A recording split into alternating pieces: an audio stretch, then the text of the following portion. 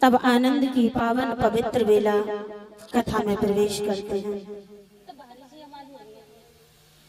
श्री राम।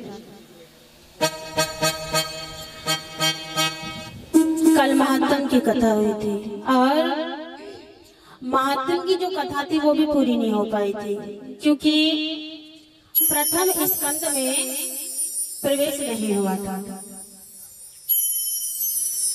सनकादिक कहते हैं, नारद जी अब हम तुम्हें सप्ताह श्रवण की विधि सुनाते हैं। पहले तो यंत्र पूर्वक ज्योतिषों को बुलाकर मुहूर्त पूछना चाहिए तथा विवाह के लिए जिस प्रकार धन का प्रबंध किया जाता है उसी प्रकार धन की व्यवस्था करनी चाहिए।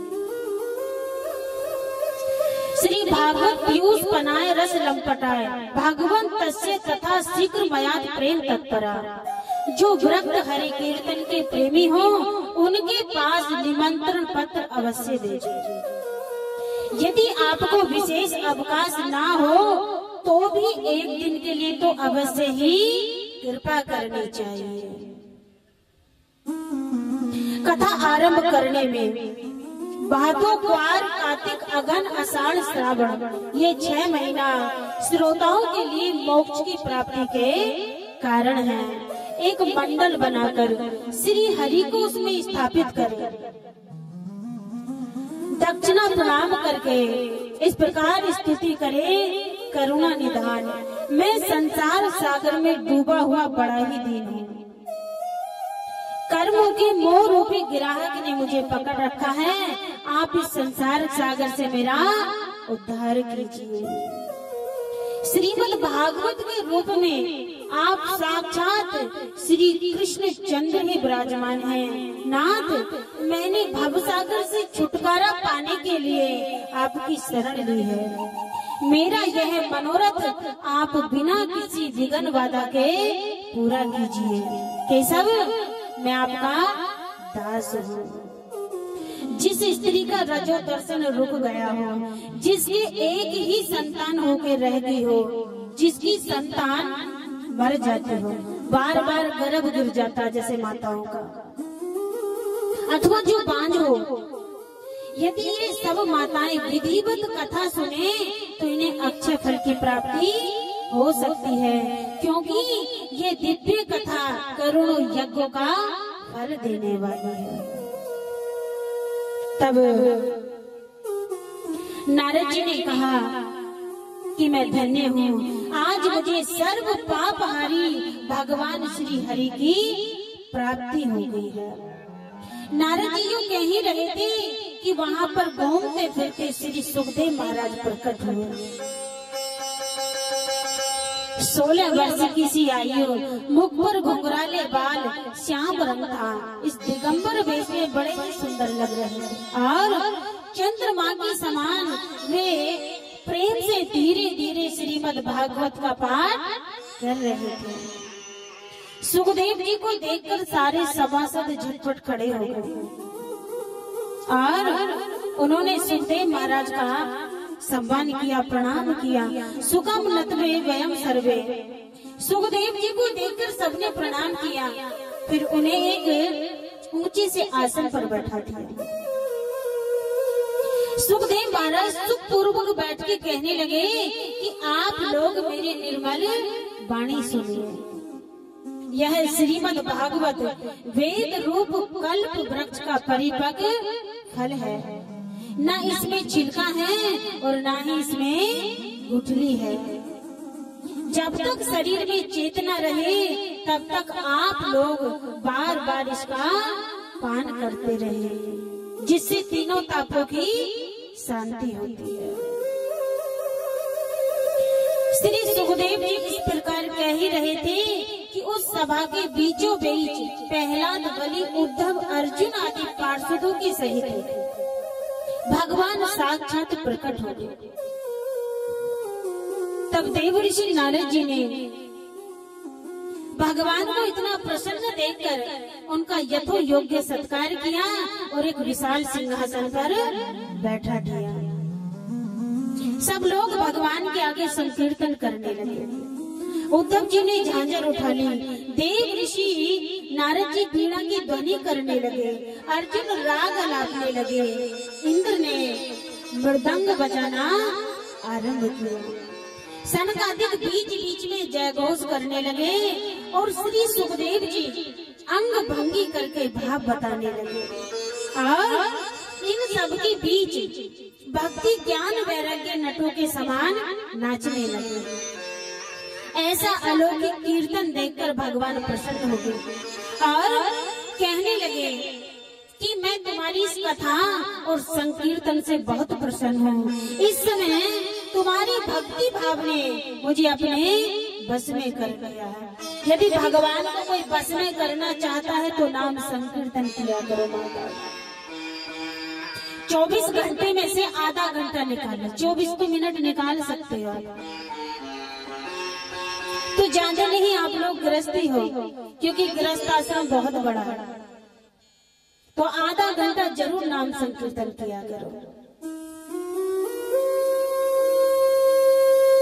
जहाँ नाम संकीर्तन होता है वहाँ भगवान गुप्त रूप से उसे सुनने के लिए आते हैं। जैसे राम कथा होती है तो हनुमान जी कथा सुनने के लिए आते हैं। क्यों? क्योंकि राम कथा सुनवे को रस। वैसे ही जहाँ भी श्रीमद् भागवत की कथा होती है वहाँ पर ठाकुर जी अपने पार्षदों के सहित गुप्त रूप से आके सुनते हैं। और जब नाम संकीर्तन होता है तो विवश हो जाते हैं अपना धाम छोड़ने के लिए। तब ऋषियों ने कहा, भगवान हमारी यह अभिलाषा है कि भविष्य में जहाँ कहीं भी सप्ताह कथा हो रही हो वहाँ इन पार्षदों के साथ आप अवश्य पधारे। हमारा यह मनोरथ आप पूर्ण कर दीजिए। भगवान तथास्तु कहकर अंतर्ध्यान हो गए। कथा अमृत का पान करने से सभी लोगों को बड़ा आनंद हुआ, उनका सारा मोह नष्ट हो गया और वे सब अपने अपने स्थानों को चले गए। उस समय श्री सुखदेव जी ने भक्ति को उसके पुत्रों सहित अपने शास्त्र में स्थापित कर दिया। सोनक जी ने पूछा, सूत जी, सुखदेव जी ने राजा परीक्षित को, गांवकरण जी ने धुंधकारी को और सनकादिक ने नारद जी को किस समय ये ग्रंथ सुनाया था, मेरा ये संशय दूर कीजिए।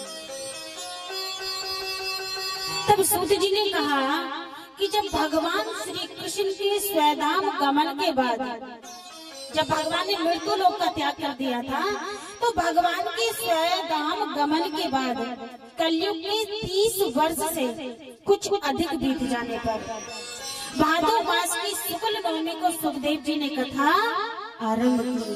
राजा परीक्षित की कथा सुनने के बाद कलयुग के 200 वर्ष और बीत जाने पर आषाढ़ मास की शुक्ल नवमी को गांवकरण ने धुंधकारी को कथा सुनाई थी। आपको पता होगा ना धुंधकारी को कहाँ कथा सुनाई थे? आप तो हरियाणा से, हरियाणा में एक जगह पड़ती है रोहतक, हाँ सुना तो रोहतक में एक स्थान है गांवकरण स्थान, वहाँ पे गांवकरण जी ने धुंधकारी को कथा सुनाई थी। इसके पीछे कलयुग के 30 वर्ष और निकल जाने पर कार्तिक मास की शुक्ल नवमी को सनकादिक ने कथा आरंभ की थी। इस कलयुग में भागवत की कथा भव रोग की रामबाण पहुँचती है। इस कथा के कान में प्रवेश करते ही मुक्ति हो जाता है और इस बात की साक्षी राजा परीक्षित है। किसी को प्रमाण चाहिए तो बता देना, क्योंकि भागवत कथा मरना सिखाती है और राम कथा जीना सिखाती है। इसके बाद में सूची कहते हैं, एक बार भगवान विष्णु एवं देवताओं के परम पुण्यमय क्षेत्र नैमिषारण्य में सनकादिक ऋषियों ने भगवत प्राप्ति की इच्छा से सहस्त्रों वर्षों में पूरे होने वाले एक महान यज्ञ का अनुष्ठान किया। एक दिन उन लोगों ने सूत जी का पूजन किया और उन्हें ऊंचे से आसन पर बिठाकर बड़े आदर से प्रश्न किया प्यारे सूत जी, आपका कल्याण हो। आप तो जानते हैं कि यदुवंशियों के रक्षक भक्त वत्सल्य भगवान वसुदेव की धर्म पत्नी देवकी के गर्भ से क्या करने की इच्छा से अवतरणी हुए थे। हम उसे सुनना चाहते हैं, आप कृपा करके उसका वर्णन कीजिए।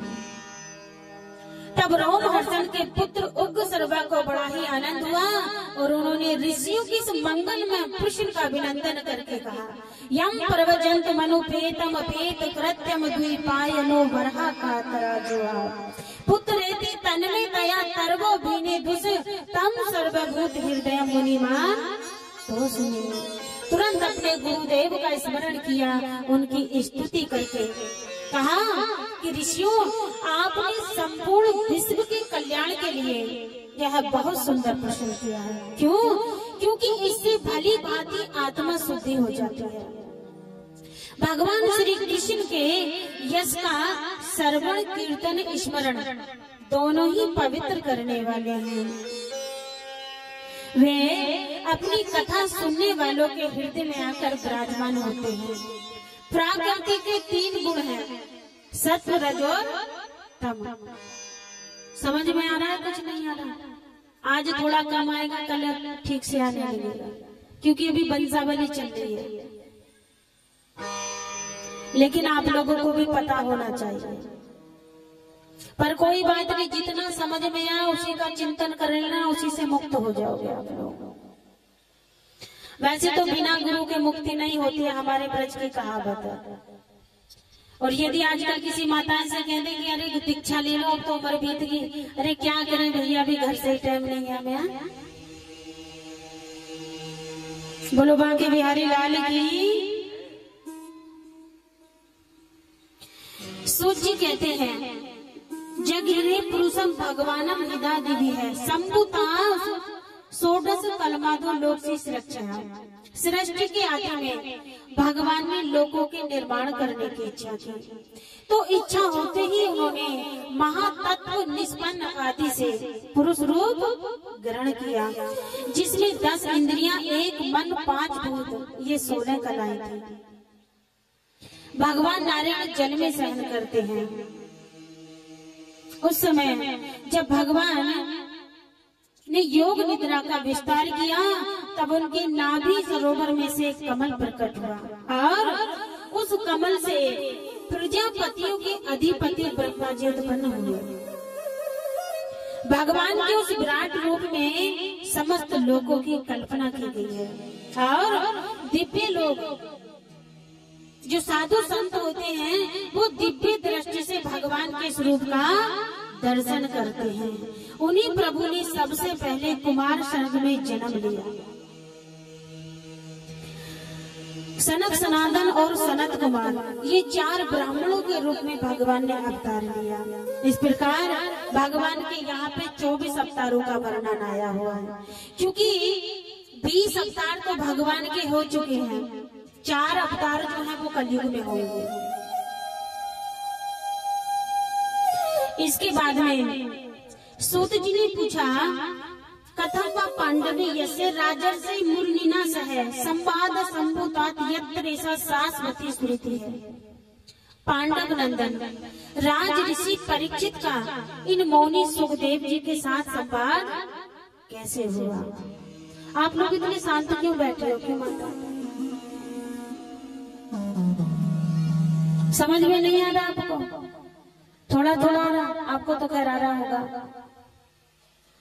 बिल्कुल आप लोग ऐसे बैठे जैसे रात भर नहीं सोए और जागरण कराया आप लोगों ने। अब आप ऐसे रहोगे तो फिर आपको देख के मुझे भी नींद आने लगेगी।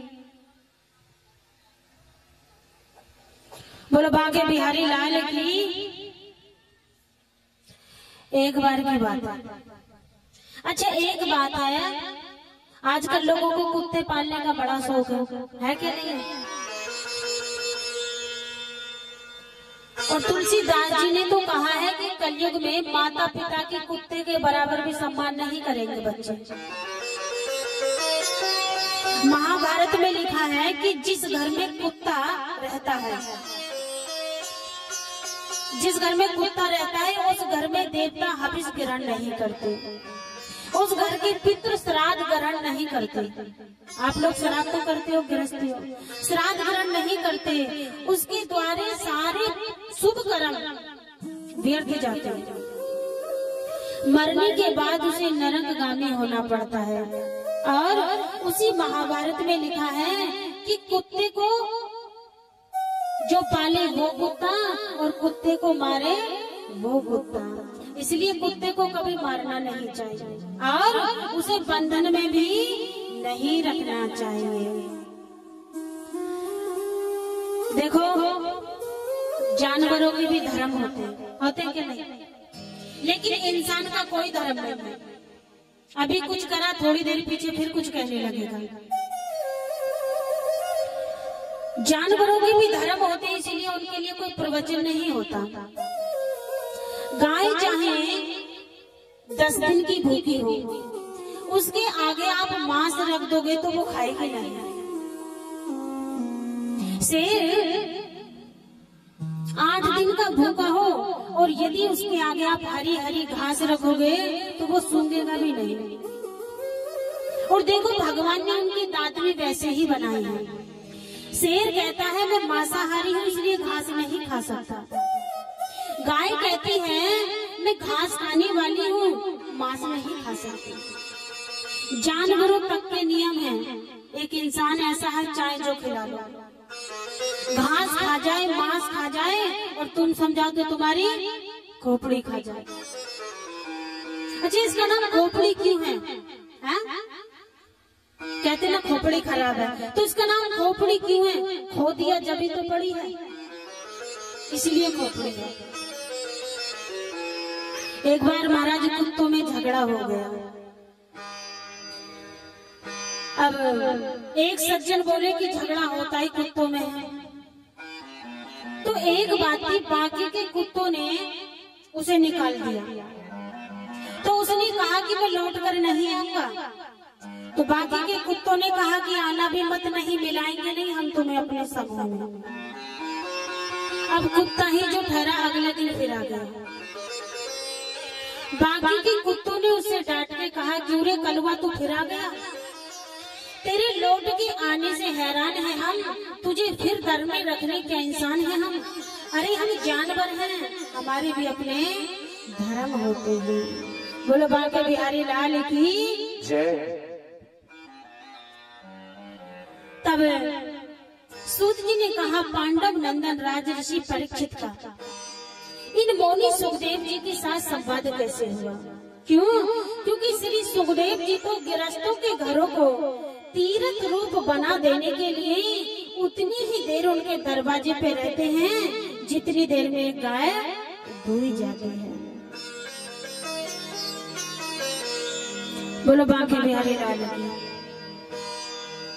बोलिए व्यासी महाराज की।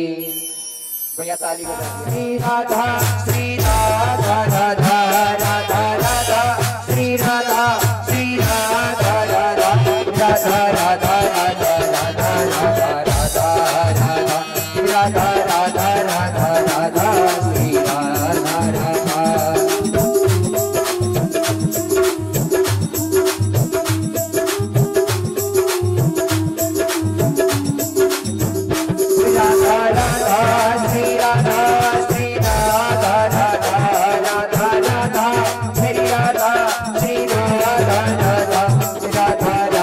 राधा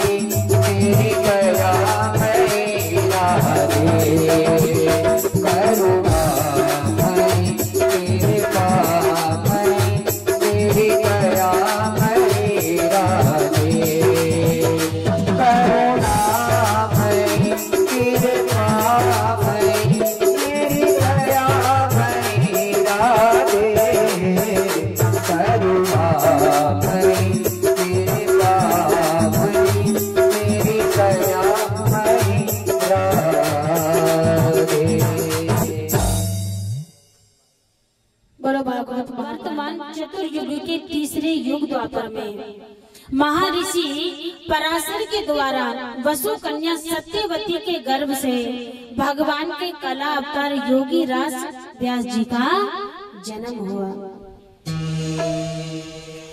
एक दिन व्यास जी सूर्य उदय के समय स्नान ध्यान करके एकांत में बैठे हुए थे। उन्होंने देखा कि मैंने महाभारत की रचना के बहाने वेदों के अर्थ को खोल दिया है, जिससे स्त्री शूद्र भी अपने अपने धर्मों का ज्ञान प्राप्त कर लेते हैं। हो ना हो, मेरी अपूर्णता का यही कारण है कि मैंने अब तक भगवान को प्राप्त करने वाले धर्म का प्राय निरूपण नहीं किया। वेद व्यास जी ने 17 पुराणों की रचना करी और वेद व्यास जी भगवान का ही अवतार है, लेकिन फिर भी उनके मन को संतोष नहीं मिला, बेचैनी रही, बड़ी चिंता में बैठे थे। एक पुत्र मोही था। उसी समय देव ऋषि नारद जी वहां आए। तब वेद व्यास जी ने देवताओं के द्वारा सम्मानित देव ऋषि नारद जी का पूजन किया। खिन्न थे। नारद जी से कहने लगे, नारद जी, मेरे मन को संतोष नहीं मिलता, इसका क्या कारण है? नारद जी कहने लगे, व्यास जी, आप भगवान के अवतार हैं।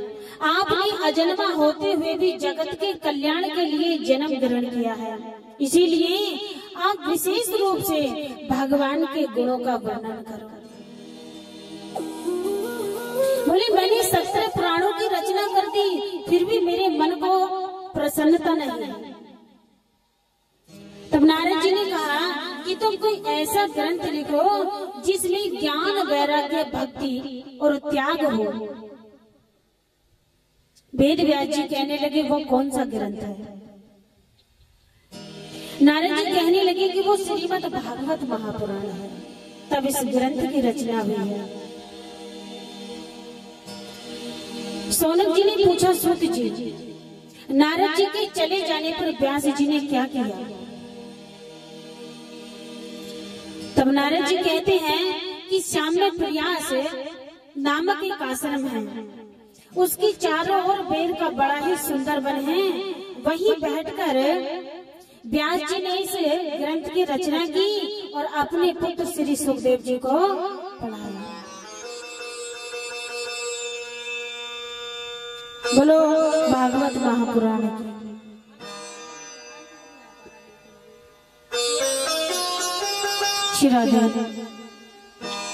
आइए, अब हम ये तो थी महात्म की कथा। अब हम भागवत जी के प्रत्येक श्लोक में प्रवेश करते हैं। प्रथम श्लोक में प्रवेश। सूत जी कहते हैं, ऋषियों, अब मैं तुम्हें राज ऋषि परीक्षित की जन्म, कर्म, मोक्ष तथा पांडवों की स्वर्गारोहण की कथा कहता हूँ, क्योंकि इसी से भगवान श्री कृष्ण की अनेकों कथाओं का उदय होता है। जिस समय महाभारत युद्ध में कौरव और पांडव दोनों पक्षों के बहुत से वीर गति को प्राप्त हो गए थे और भीमसेन की गदा से दुर्योधन की जांघ टूट गई थी। तब अश्वत्थामा दौड़ता हुआ अपने मित्र के पास आया और कहने लगा कि बताओ मित्र, मैं तुम्हारी क्या सहायता करूं? तो दुर्योधन ने कहा कि दुख मुझे इस बात का नहीं कि मेरी जंगा टूट गई है, बल्कि दुख मुझे इस बात का है कि युद्ध में मेरे सारे भाई मारे गए और पांडव पांचों जीवित हैं। यदि उनमें से एक भी मर जाता तो मैं शांति पूर्वक अपने प्राण छोड़ देता। अश्वत्थामा ने कहा कि चिंता मत करो मित्र, मैं उन पांचों पांडवों के शीश काट लाऊंगा। अच्छा, अश्वत्थामा क्यों बैर करता था पांडवों से? पता है आपको? नहीं पता। क्योंकि अश्वत्थामा के जो पिता थे छल के साथ में उनका महाभारत युद्ध में वध किया था। किसने? द्रौपदी के भाई ने। इसलिए उसके अंदर शत्रुता आ गई कि मैं अपने पिता की मृत्यु का बदला इनसे लेके रहूंगा। अब उसने द्रौपदी के सोए हुए 5 पुत्रों के शीश काटकर दुर्योधन को भेंट किया। दुर्योधन कहने लगा कि मुझे भीम का सिर उठा के दो। जैसे भीम का सिर उठा के दिया तो जैसे हाथ से कुचलना चाहा तो तुरंत कुचल गया। अब तो दुर्योधन रोने लगा। अरे अश्वत्थामा, तूने ये क्या किया? तूने तो मेरा सारा वंश ही मिटा दिया। मेरी जो शत्रुता थी वो पांडवों से थी, बच्चों से नहीं थी। अब इस वंश में कोई पानी देने वाला भी नहीं रहा। इतना कहते ही दुर्योधन ने अपने प्राणों को त्याग दिया। जब उन बालकों की माता द्रौपदी ने अपने पुत्रों का निधन सुना तब अत्यंत दुखी हुई। उस समय अर्जुन ने द्रौपदी को सांत्वना देते हुए कहा, कल्याणी, मैं तुम्हारे आंसू तब पोंछूंगा जब उस ब्राह्मण का शीश काटकर तुम्हें भेंट करूंगा। और भगवान श्री कृष्ण को सारथी बनाकर गांडीव धनुष को लेकर अर्जुन अश्वत्थामा के पीछे दौड़ पड़ा। जब अश्वत्थामा ने देखा कि अर्जुन मेरी ओर झपटे हुए आ रहे हैं तब रुद्र से भयभीत सूर्य की भांति भागता रहा। अब अपने प्राण बचाने के लिए एकमात्र ब्रह्मशस्त्र का ही संध्या किया। अब उस शस्त्र से सारी दिशाओं में बड़ा प्रचंड तेज फैल गया। जब अर्जुन ने देखा तब अर्जुन भगवान से प्रार्थना करने लगा, प्रभु ये क्या है? मुझे इसका कोई ज्ञान नहीं है, आप इससे मेरी रक्षा करो।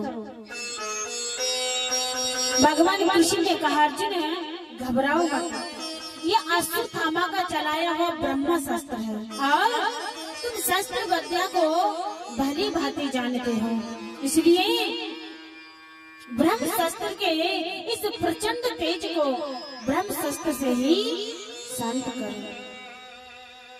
तब अर्जुन ने आचमन किया और भगवान की परिक्रमा लगा के ब्रह्मास्त्र का ही प्रयोग किया। अब उन दोनों शस्त्रों की बढ़ती हुई लपटों से प्रजा जलने लगी।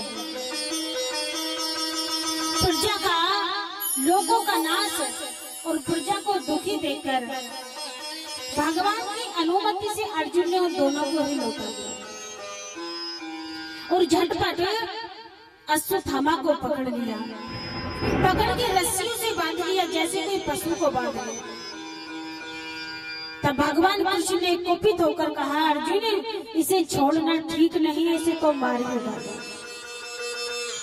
क्योंकि धर्म व्यक्ता पुरुष असावधान मत वाले सोए हुए बच्चे शरणागत रथहीन भयभीत शत्रु को कभी नहीं मारता, परंतु जो दूसरों को मारकर अपने प्राणों का पोषण करता है उसका तो वध ही उसके लिए कल्याणकारी है। फिर मेरे ही सामने तुमने द्रौपदी से ये प्रतिज्ञा की थी कि मानवती, मैं उस ब्राह्मण अधम का शीश काट के तुम्हें भेंट करूंगा। भगवान श्री कृष्ण ने इस प्रकार अर्जुन के धर्म की परीक्षा लेने के लिए प्रेरणा की, परंतु अर्जुन का हृदय महान था। अर्जुन के हृदय में गुरु पुत्र को मारने की इच्छा नहीं है। इसके बाद वो अपने युद्ध शिविर में लौट आए और अपने पुत्रों के लिए विलाप करते हुए द्रौपदी को उसे सौंप दिया। द्रौपदी ने देखा अश्वत्थामा पशु की तरह बंद कर लाया गया है। निंदित कर्म करने के कारण उसका मुख नीचे को झुका हुआ है। सती द्रौपदी का कोमल हृदय कृपा से भराया और उसने अश्वत्थामा को प्रणाम किया। अर्जुन से कहा, इन्हें छोड़ दो, ये ब्राह्मण है, हम लोगों के अत्यंत पूजनीय हैं, जिनकी कृपा से आपने समस्त धनुर्वेद, श्रृंगार तथा उपश्रृंगार के साथ संपूर्ण शास्त्रों का ज्ञान प्राप्त किया है। वही आपके आचार्य द्रोण ही पुत्र के रूप में आपके सामने खड़े हैं। उनकी अर्धांगिनी अपने पति का अनुगम नहीं कर सकी, वो अभी जीवित है। आर्यपुत्र, जिस गुरु वंश की नित्य प्रतिदिन पूजा और वंदना करनी चाहिए, उसी को व्यथा पहुंचाना आपके योग्य है कार्य नहीं। क्या आज की माता कोई ऐसा उपदेश करेगी अपने पति को? क्या कहेगी कि जैसे मेरे पुत्रों के साथ हो वैसे ही उसके साथ हो? ये कृष्ण कथा में जीना सिखाते हैं।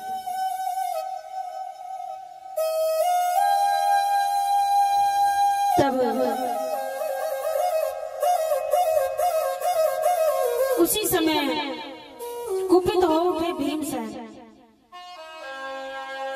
बोले, ना जिसने अपने लिए ना अपने स्वामी के लिए बल्कि सोते हुए निरपराध बालकों का वध कर दिया, उसका तो वध ही उसके लिए उत्तम है। युधिष्ठिर महाराज ने रानी के निहित भरे श्रेष्ठ वचनों का अभिनंदन किया। तब भगवान श्री कृष्ण ने अर्जुन की ओर देखकर कुछ हंसते हुए कहा, अर्जुन, पतित ब्राह्मण का भी वध नहीं करना चाहिए और अताताई को मार भी डालना चाहिए। शास्त्रों में मैंने ही 2 बातें कही हैं, इसलिए मेरी दोनों आज्ञा का पालन करना। अर्जुन ने तुरंत अश्वत्थामा के सिर के बालों के सहित मस्तक की बड़ी निकाली और रस्सी का बंधन खोलकर उसे शिविर से निकाल दिया बाहर। मूंड देना, धन छीन लेना, यही ब्राह्मण का वध है। ब्राह्मण को कभी वैसे नहीं मारना चाहिए, प्राण नहीं लेने चाहिए, उसका अपमान कर दो, ये सबसे बड़ा वध है। इसके बाद पांडव भगवान श्री कृष्ण के साथ गंगा तट पर गए। वहां उन्होंने अपने मृतक बंधुओं को जलदान दिया और भगवान श्री कृष्ण के चरण कमलों की धूलि से पवित्र गंगा जल में पुनः स्नान किया। तब भगवान श्री कृष्ण ने धोमी आदि मुनियों के साथ उनको सांत्वना दी, समझाया कि मौत से किसी को कोई नहीं बचा सकता। जब मृत्यु आएगी कोई बचा सकता है? कोई नहीं बचा सकता। इसलिए मृत्यु की भी तैयारी करते रहना चाहिए, क्योंकि वो एक दिन आएगी और आके हमें ले जाएगी। इसलिए 3 बार मृत्यु को दिन में याद जरूर करना चाहिए। 3 बार, कम से कम 3 बार तो करो, ज्यादा तो।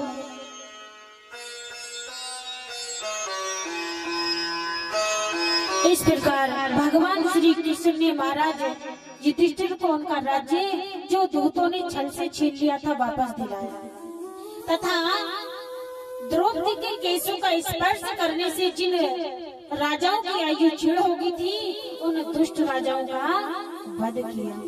साथ ही युधिष्ठिर के द्वारा उत्तम सामग्री और पुरोहितों से 3 अश्वमेध यज्ञ कराए। इस प्रकार युधिष्ठिर के पवित्र यश को सो यज्ञ करने वाले इंद्र के यश की तरह सबोर फैला दिया। अब अश्वत्थामा को बहुत बुरा लगा और कहने लगा कि इस अपमान का बदला मैं पांडवों से लेके रहूंगा। अभिमन्यु की पत्नी उत्तरा के गर्भ को मैं नष्ट कर दूंगा। मैं पांडवों का वंश चलने नहीं दूंगा। और ब्रह्म शस्त्र को छोड़ दिया। उसी समय भगवान ने देखा उत्तरा दौड़ी चली आ रही है। उत्तरा ने कहा, पाही पाही महायोगेन देव देव जगतपते नान्यम त्वद्भयं पश्य यत्र मृत्युः परस्परम। उत्तरा ने कहा, देवादिदेव जगदीश्वर आप महायोगी हैं, हे स्वामी आप मेरे गर्भ की रक्षा कीजिए। ये बाण मुझे भले ही जला दे, परंतु मेरे गर्भ में जो पांडवों का दीपक है उसे बुझने मत देना। तब भगवान ने पांडवों की वंश परंपरा चलाने के लिए उत्तरा के गर्भ को अपनी माया के कवच से ढक लिया। उस समय द्रौपदी के साथ सती कुंती ने भगवान की इस प्रकार स्तुति की, मैं अबोध नारी आप अविनाशी पुरुषोत्तम को भला कैसे जान सकती है। कृष्णा वासुदेवाय देव की नंद नाय जय, नंद गोप कुमारा गोविंदाय नमो नमः। आप श्री कृष्ण वासुदेव नंद गोप के लाडले लाल भगवान कृष्ण को मैं प्रणाम करती हूँ। आप ही हमारे स्वामी हैं, आप सर्वशक्तिमान हैं। श्री कृष्ण कहाँ तक गिनाऊं, मेरे जीवन में सर्वदा पद पद पर विपत्ति आती है। क्यों? क्योंकि विपत्तियों में ही निश्चित रूप से आपके दर्शन हुआ करते हैं और फिर आपके दर्शन हो जाने पर जन्म मृत्यु के चक्कर में नहीं आना पड़ता। आप निर्धनों के परम धन हैं, आप मोक्ष के अधिपति हैं। जब बचपन में आपने यशोदा की मटकी को फोड़कर खिंचा दिया था और यशोदा ने तुम्हें ऊखल से रस्सी से बांध दिया था, तब तुम्हारी आंखों के आंसू के साथ काजल कपोलों में बह चला था। बह की भावना से आपने अपना मुख नीचे की ओर झुका रखा था। जिससे भय भी भय मानता हो उसकी यह दशा। कुछ लोग यूँ कहते हैं कि देवकी वसुदेव ने पूर्व जन्म में सुतापा और प्रसिद्ध के रूप में आपसे यही वरदान प्राप्त किया था, इसीलिए आप अजन्मा होते हुए और जगत के कल्याण के लिए उनके पुत्र बने। कुछ लोग यूँ कहते हैं कि पृथ्वी दैत्यों के अत्यंत भार से समुद्र में डूबते हुए जहाज की तरह डगमगा रही थी, पीड़ित हो रही थी। तब ब्रह्मा जी की प्रार्थना से आप उसका उद्धार करने के लिए प्रकट हुए। सूर्य कहते हैं इस प्रकार कुंती बुआ ने अधिक शब्दों में भगवान श्री कृष्ण की लीलाओं का वर्णन किया। भगवान कृष्ण उसे मोहित करते हुए मंद मंद मुस्कुराने लगे। उन्होंने कुंती से कहा कि बुआ अब मैं चलता हूँ। तब युधिष्ठिर महाराज ने उन्हें रोक लिया, क्योंकि उन्हें अपने भाई बंधु मर जाने का बड़ा शौक हो रहा था। युधिष्ठिर महाराज ने कहा कि मैंने ब्राह्मण चाचा ताऊ गुरुओं से द्रोह किया है, करोड़ों वर्ष में भी नरक से मेरा छुटकारा नहीं हो सकता। शास्त्र का वचन है कि यदि राजा प्रजा पालन के लिए धर्म युद्ध में शत्रु को मारे तो उसे उसका पाप नहीं लगता। फिर भी मुझे संतोष नहीं होता। तब सब धर्मों का ज्ञान प्राप्त करने के लिए कुरुक्षेत्र में गए, जहाँ विषम पितामह बाणों की सर संज्ञा पे पड़े हुए थे। पितामह को इच्छा मृत्यु का वरदान था और बाणों की संज्ञा पे पड़े हुए गोविंद से प्रार्थना कर रहे थे। उसी समय भारतवंशी गौरव रूपी पितामह को देखने के लिए बड़भागी ऋषि वहाँ पे आए। वशिष्ठ, नारद, पर्वत, गौतम, अत्रि, विश्वामित्र, सुदर्शन, सुखदेव, अंगिरा पुत्र बृहस्पति भी वहाँ पर आए। तब पितामह ने बड़भागी ऋषियों का यथोयोग्य सत्कार किया। वे भगवान कृष्ण का प्रभाव भी जानते थे। उन्होंने देखा कि अपनी लीला से मनुष्य का भेष धारण करके भगवान के सम्मुख खड़े हुए हैं। पितामह ने पांडवों से कहा कि जिन्हें तुम अपना ममेरा भाई और प्रिय मित्र सबसे बड़ा हितु मानते हो, अर्जुन जिसे तुमने प्रेम बस अपना अपना सारथी दूत मंत्रित बनाने में संकोच नहीं किया, वे स्वयं परमात्मा है। ये भूल मत करो कि ये तुम्हारे मामा का बेटा है, ये पुरुषोत्तम भगवान है। जब तक मैं इस शरीर का त्याग ना कर दूं तब तक तुम यही रहो, मेरी प्रतीक्षा करो। पांडव पितामह के पास बैठ गए। उन्हें देखकर पितामह की आंखों में आंसू भर आए और कहने लगे, धर्मपुत्रो, अति रति पांडु की मृत्यु के समय तुम्हारी अवस्था बहुत छोटी थी। उन दिनों कुंती रानी को और तुम्हें भी बार बार बहुत से कष्ट झेलने पड़े थे। जिस प्रकार बादल वायु के वश में रहते हैं, वैसे ही ये सारा संसार काल भगवान के अधीन है। नहीं तो जहाँ पर साक्षात धर्मपुत्र युधिष्ठिर हो, गदाधारी भीमसेन हो और गांडीवधारी अर्जुन हो, रक्षा का काम कर रहा हो, वहाँ भी क्या विपत्ति आ सकती है? ये काल रूपी श्री कृष्ण कब क्या करना चाहते हैं, इस बात को कभी कोई नहीं जान सकता। बड़े बड़े योगी भी इसे जानने की इच्छा करके मोहित हो जाते हैं। ये साक्षात भगवान है। तब युधिष्ठिर महाराज ने पितामह से नाना प्रकार के धर्मों के संबंध में अनेकों रहस्य पूछे।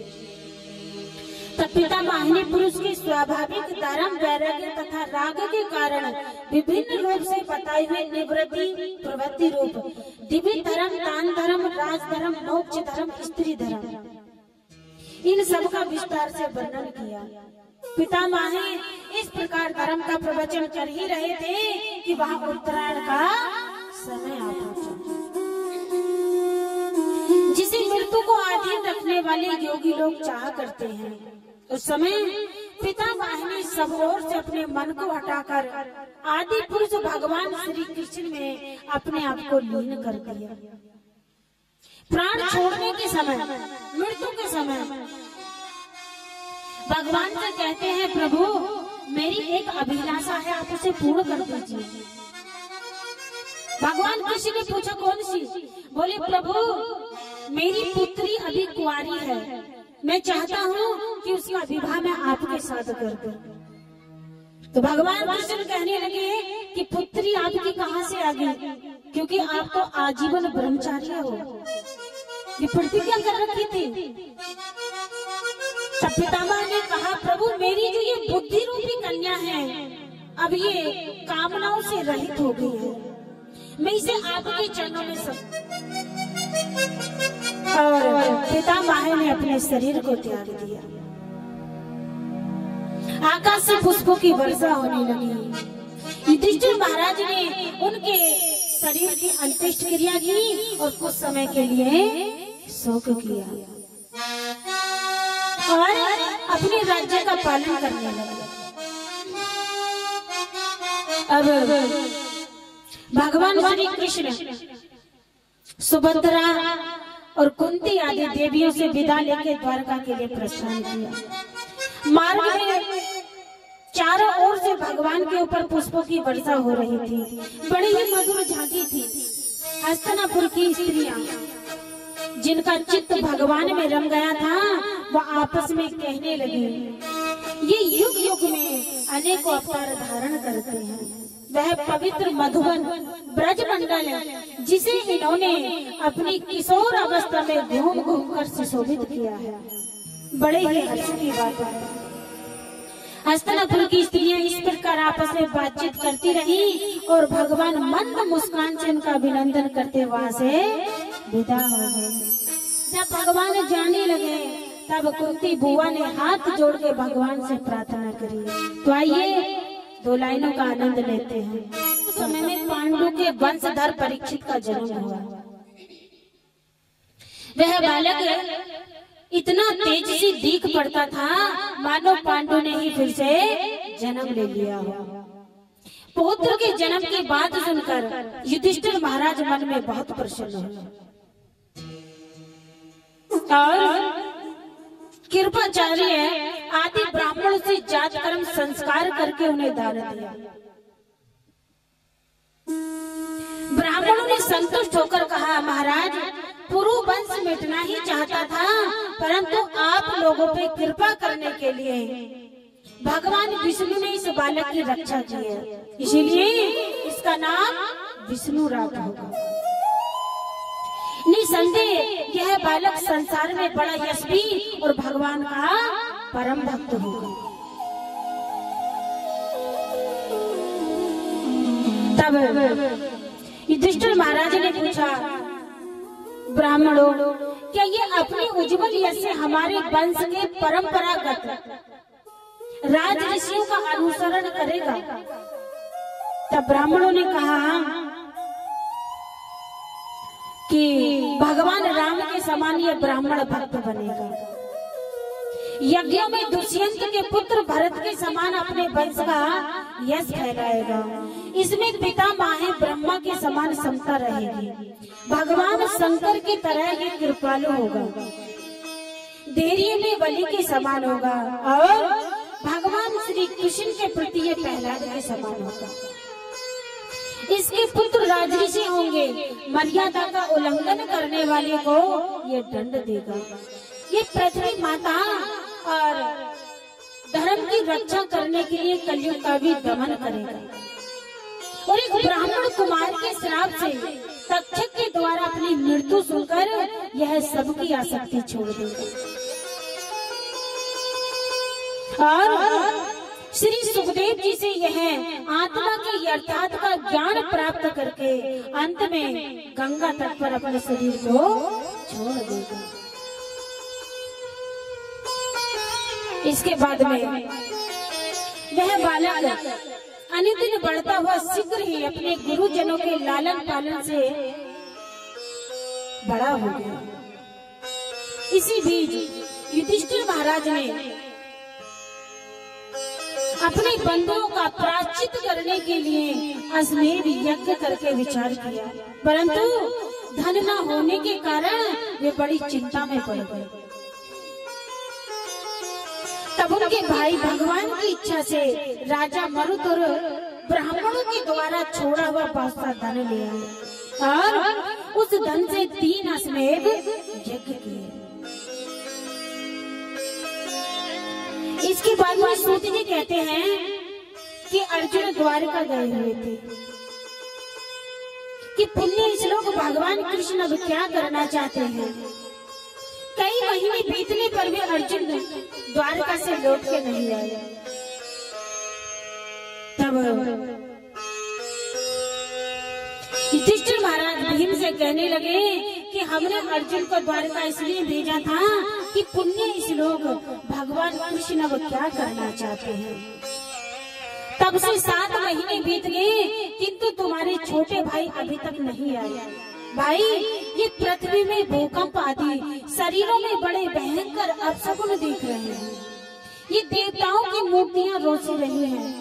ये देश गांव खाने बगीचे आश्रम श्रीहीन और आनंद रहित हो गए हैं। पता नहीं हमारे किस दुख की सूचना दे रहे हैं। उसी समय युधिष्ठिर महाराज ने देखा अर्जुन द्वारिका से लौट के आए, तो अर्जुन के नेत्रों में आंसू छलक रहे थे। युधिष्ठिर महाराज ने अर्जुन से पूछा, अर्जुन, तुम तो सदा शरणागतों की रक्षा करते हुए आए हो, कहीं मार्ग में अपने से छोटे या बराबरी वाले से तो हार तो नहीं आए? कहीं भोजन करने योग्य बच्चों और बूढ़ों को छोड़कर तुमने स्वयं ही तो भोजन नहीं कर लिया। मेरा विश्वास है तुमने ऐसा निंदनीय काम नहीं किया होगा जो तुम्हारे योग्य न हो ना हो तुम अपने प्रियतम भगवान श्री कृष्ण से रहित हो गए। इसके सिवा कोई दूसरा कारण नहीं हो सकता जिससे तुमको इतनी मानसिक पीड़ा हो रही है। तब अर्जुन ने रोते हुए कहा, महाराज, मुझे श्री कृष्ण ने छल लिया। मेरी जिस बल पराक्रम से बड़े बड़े देवता आश्चर्य में डूब जाते थे, उसे श्री कृष्ण ने मुझसे छीन लिया। वनवास के समय दुर्योधन के षड्यंत्र ने 10,000 शिष्यों के साथ दुर्वासा ऋषि ने हमें संकट में डाल दिया।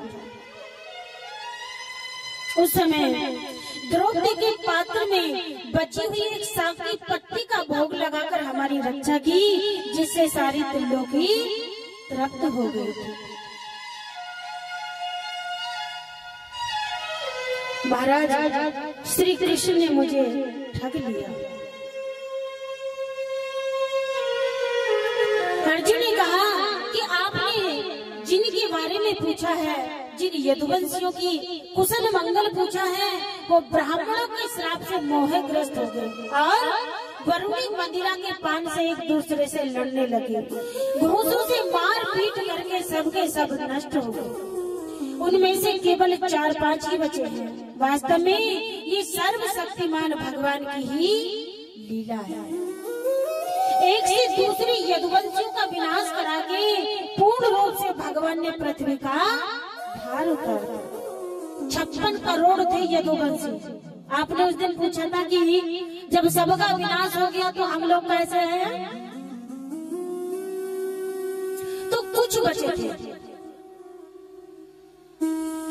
क्योंकि यदि सारे यदुवंशियों का ही विनाश हो जाता तो भैया कोई विश्वास करता कि भगवान ने अवतार लिया था यदुवंश में? आज के लोग तो बिल्कुल नहीं करते।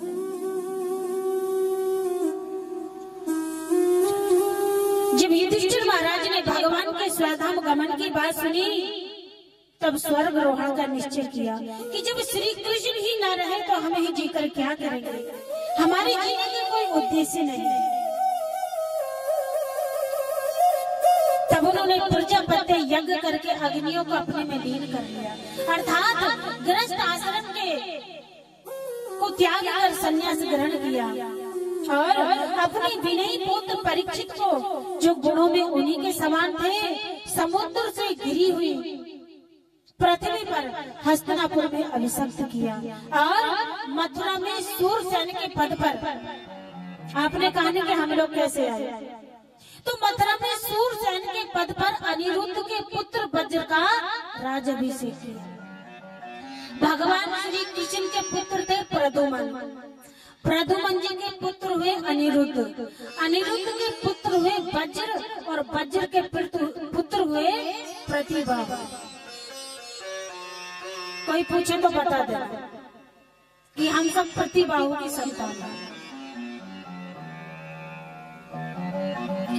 मौन ले लिया, अन्न जल त्याग दिया, केस खोलकर बिखेर लिए, अपने को ऐसा दिखाने लगे जैसे कोई जड़िया 50 हो। फिर किसी की बाट देखे, बिना किसी को बताए घर से निकल पड़े। जब कुंती ने सुना कि भगवान श्री कृष्ण ने इस लोक का त्याग कर दिया, तो अपने हृदय को भगवान के चरणों में लीन कर दिया और सदा के लिए इस जन्म मृत्यु संसार से अपना मुख मोड़ दिया। भगवान श्री कृष्ण ने जिस यादव शरीर से पृथ्वी का भार उतारा था, उसका वैसे ही परित्याग कर दिया। अब युधिष्ठिर महाराज हिमालय पर्वत पर चढ़ने लगे। जब उनके भाइयों ने देखा तो द्रौपदी के साथ वो भी उनके पीछे पीछे चलने लगे। जैसे हिमालय पर्वत पर युधिष्ठिर महाराज चढ़ने लगे तो रास्ते में एक कुत्ता मिला। इतने में ही आकाशवाणी हुई कि जिसने भी पीछे मुड़ के देखा वो पत्थर का बन जाएगा। अब एक पत्थर पीछे की तरफ गिरा तो सहदेव ने सोचा मेरा कोई सा भाई गिर गया। जैसे मुड़ के देखा तो पत्थर का बन गया। कुत्ते ने पूछा महाराज ये क्या पत्थर बना?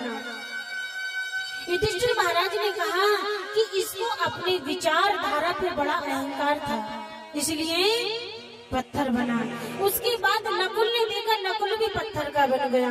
कुत्ते ने फिर से पूछा महाराज इसके पत्थर बनने का क्या कारण है?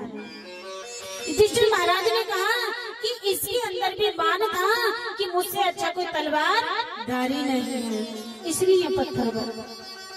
उसके बाद में अर्जुन ने देखा तो अर्जुन भी पत्थर का बन गया। कुत्ते ने फिर पूछा महाराज अर्जुन क्यों पत्थर बना? युधिष्ठिर महाराज ने बताया कि अर्जुन के अंदर भी अभिमान था कि मुझसे अच्छा कोई गदादारी नहीं है और महाभारत का युद्ध मेरी वजह से जीता गया है, इसलिए पत्थर बना। उसके बाद में भीमसेन ने देखा तो वो भी पत्थर का बन गया। कुत्ते ने फिर पूछा कि ये क्यों पत्थर बना? युधिष्ठिर महाराज ने बताया कि इसके अंदर भी अभिमान था कि मुझसे अच्छा कोई गदाधारी त्रिलोकी में नहीं है, इसलिए पत्थर बना। उसके बाद में द्रौपदी ने देखा तो द्रौपदी भी पत्थर की बनी। कुत्ते ने फिर से पूछा, महाराज इसके पत्थर बनने का क्या कारण है? तब युधिष्ठिर महाराज ने बताया कि इसके अंदर भी अभिमान था। इसने 5 पतियों में सबसे अधिक प्रेम अर्जुन से किया था, इसलिए पत्थर बना। क्योंकि स्वयंवर तो अर्जुन ने ही जीता था, इसलिए अधिक प्रेम करती थी। और अर्जुन 5 भाइयों में बहुत सुंदर थे। नु तो नकुल सहदेव भी बहुत सुंदर थे, पर अर्जुन भगवान श्री कृष्ण का ही एक रूप था। भगवान ने 2 रूपों में अवतार लिया था, एक तो देवकी वसुदेव के यहाँ और एक कुंती के यहाँ अर्जुन के रूप में। अब जो कुत्ता था उसने अपना असली रूप धारण कर लिया। वो कुत्ता नहीं, वो धर्मराज था। जैसे यात्रा पूरी हुई तो अपने असली स्वरूप में आ गया। तुरंत भगवान के पार्षद विमान ले आए और युधिष्ठिर महाराज विमान में बैठ के स्वर्ग को चले गए। स्वर्ग में जाके युधिष्ठिर महाराज ने देखा कि यहाँ तो मेरा परिवार नहीं है। तो धर्मराज से पूछने लगे कि मेरे भाई कहाँ चले गए? तब धर्मराज ने कहा, राजन तुम्हारे परिवार को, तुम्हारे भाइयों को कर्म के अनुसार नरक भोगना पड़ा।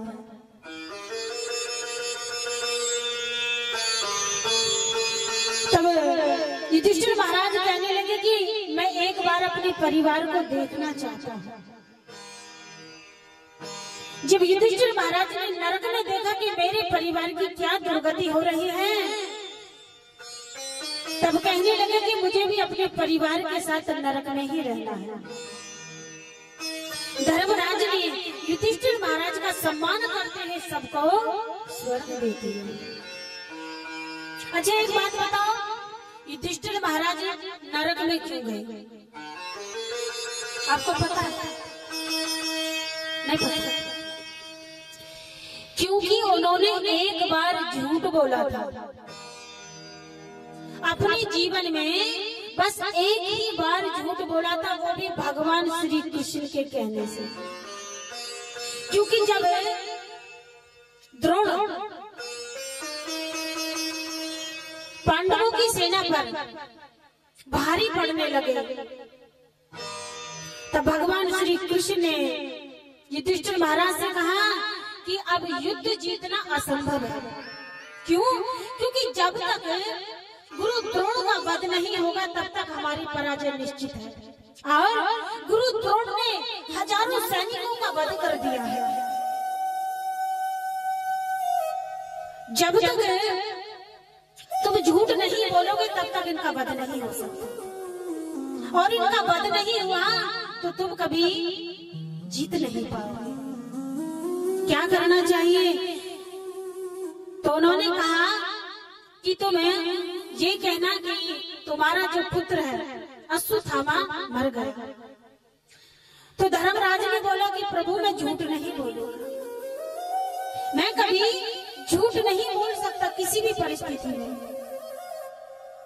तो भगवान कृष्ण ने कहा तो ये युद्ध भी तुम नहीं जीत सकते। तब भगवान ने यहाँ पे युधिष्ठिर महाराज का उपदेश दिया कि मारने वाला भी मैं हूँ और तारने वाला भी मैं हूँ। जो भी कुछ हूँ मैं हूँ, तो मेरी आज्ञा का पालन कर। तब भीमसेन ने अपनी गदा से एक अश्वत्थामा नाम का हाथी था, उस पर प्रहार किया और उसकी मृत्यु हो गई। अब भीमसेन कुरुक्षेत्र में हल्ला मचाने लगे कि मैंने अश्वत्थामा को मार दिया, गुरुदेव मैंने अश्वत्थामा को मार दिया। तो गुरुदेव कहने लगे भीम तुम झूठ बोल रहे हो, मैं जानता हूँ मेरा पुत्र मर नहीं सकता। सारे में शोर मच गया। तब गुरु द्रोण ने कहा कि यदि युधिष्ठिर कह देगा तो मैं मान लूंगा। तब द्रोणाचार्य ने युधिष्ठिर महाराज से पूछा कि मैं किसी की बात का विश्वास नहीं कर सकता, यदि तुम कहोगे तो मैं मान लूंगा। क्या मेरे पुत्र का वध हो गया सत्य है? तब युधिष्ठिर महाराज ने कहा कि अश्वत्थामा मर गया। हाथी कहते तब तक तो भगवान ने शंखों की ध्वनि करा दी, इसलिए हाथी सुन नहीं पाए और अपने शस्त्रों को छोड़ दिया। और उसी समय द्रौपदी का जो भाई था, जो यज्ञ से प्रकट हुआ था, दृष्टुदम, उसने उनका वध किया। क्योंकि द्रौपदी के जो पिता थे उन्होंने प्रतिज्ञा कर रखी थी। अब उनका जो पुत्र था शिखंडी, वो तो योद्धा नहीं था कोई। अब द्रोण जैसे योद्धा को मारने के लिए कोई सर्वशक्तिमान ही चाहिए। तब उन्होंने यज्ञ किया और यज्ञ से दृष्टुदम और द्रौपदी का जन्म हुआ।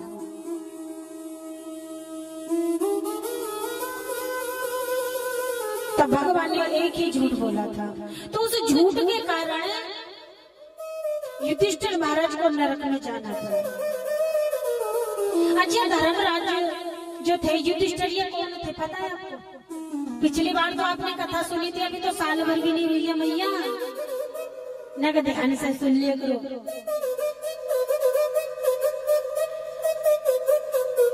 एक बार मांडल्य ऋषि के आश्रम पर एक राजा के सिपाहियों ने कुछ चोरों को पकड़ लिया। तो उन्होंने सोचा ऋषि भी चोरी में शामिल होंगे, उनको भी पकड़ लिया और राजा की आज्ञा से उनको सूली पे चढ़ा दिया। जैसे राजा को पता लगा कि ये ऋषि हैं, तुरंत उनके पास गया, बोले ऋषि पर हमें क्षमा कर। अब मांडल्य ऋषि को बड़ा क्रोध आया, तुरंत धर्मराज के पास पहुंच गए। बोले इस दंड के कारण मुझे इतना कठोर अपराध का सामना करना पड़ा है।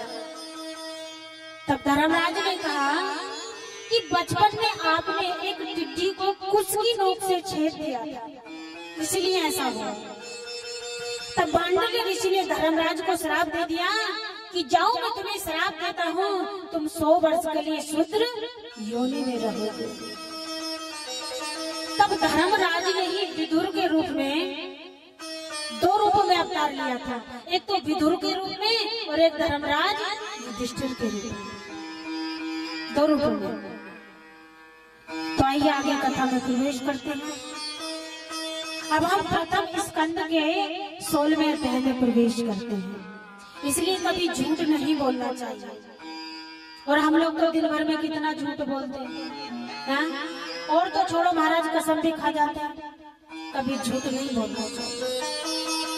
प्रयास करो, झूठ 2 ही जगह बोलना चाहिए, एक तो किसी के प्राण बच रहे हो, 2 जगह झूठ बोलना चाहिए। दूसरा भी बताओ, यदि कोई गाय छूट के किसी कसाई के हाथ से चली गई, तुमने देख लिया उसको, और यदि तुमने उसे बता दिया कि इधर गई तो तुम्हें पाप लगेगा। इसलिए गाय जिधर को गई तो कसाई से झूठ बोल देना चाहिए कि हमने नहीं देखा, तो उस जगह पाप नहीं मिलता। एक किसी का घर बसा बसाया उजड़ रहा हो और छोटा सा झूठ बोलने से यदि उसका घर बस रहा हो तो वहां पे झूठ बोल देना चाहिए, तो अपराध नहीं लगता।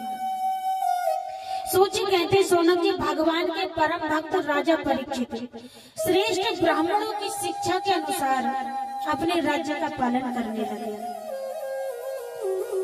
उनके जन्म के समय ज्योतिषों ने उनके संबंध में जो कुछ कहा था वे वास्तव में सभी महान गुणों में विद्वान थे। चलो आइए 2 मिनट के लिए कीर्तन कर लेते हैं।